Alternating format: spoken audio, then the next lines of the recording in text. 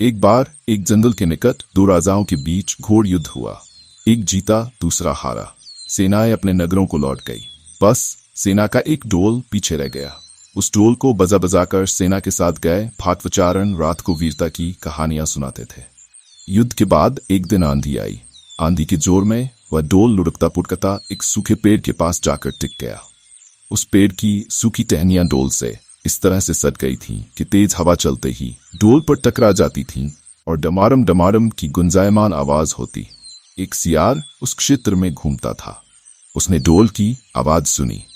वह बड़ा भयभीत हुआ। ऐसी अजीब आवाज बोलते पहले उसने किसी जानवर को नहीं सुना था। वह सोचने लगा कि ये कैसा जानवर है जो ऐसी जोरदार बोली बोलता है, डमाडम। सियार छिपकर डोल को देखता रहता, ये जानने के लिए कि ये जीव उड़ने वाला है या चार टांगों पर दौड़ने वाला। एक दिन सियार झाड़ी के पीछे छुपकर डोल पर नजर रखे था। तभी पेड़ से नीचे उतरती हुई एक गिलहरी कूदकर डोल पर उतरी। हल्की सी डम की आवाज भी हुई। गिलहरी डोल पर बैठी दाना कुतरती रही। सियार बड़बड़ाया, ओह, तो ये कोई हिंसक जीव नहीं है, मुझे भी डरना नहीं चाहिए। सियार फूंक फूंक कर कदम रखते डोल के निकट गया, उसे सूंघा। डोल का उसे न कहीं सिर नजर आया और न पैर। तभी हवा के झोंके से टहनियां डोल से टकराईं। दम की आवाज हुई और सियार उछलकर पीछे जा गिरा। अब समझ आया। सियार उठने की कोशिश करता हुआ बोला, यह तो बाहर का खोल है, जीव इस खोल के अंदर है। आवाज बता रही है कि जो कोई जीव इस खोल के भीतर रहता है वह मोटा ताजा होना चाहिए, चर्बी से भरा शरीर, तभी ये डम डम की जोरदार बोली बोलता है। अपनी मांद में घुसते ही सियार बोला, ओ सियारी, दावत खाने के लिए तैयार हो जा, एक मोटे ताजे शिकार का पता लगाकर आया हूं। सियारी पूछने लगी, तुम उसे मारकर क्यों नहीं लाए? सियार ने उसे जिद की दी, क्योंकि मैं तेरी तरह मूर्ख नहीं हूं। वह एक खोल के भीतर छिपा बैठा है।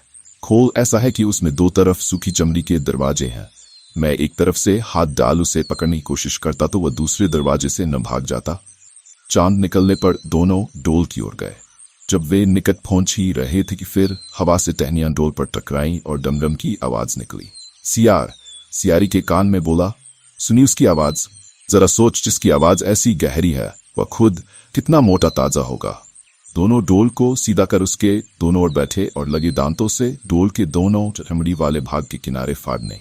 जैसे ही चमड़ियां कटने लगी, सियार बोला, होशियार रहना, एक साथ हाथ अंदर डाल शिकार को दबोचना है। दोनों ने हूं की आवाज के साथ हाथ डोल के भीतर टटोल ले और अंदर कुछ नहीं था, अंदर कुछ नहीं था। एक दूसरे के हाथ ही पकड़ में आए। दोनों चिल्लाए, हैं, यहां तो कुछ नहीं है, और वे माथा पीट कर रह गए।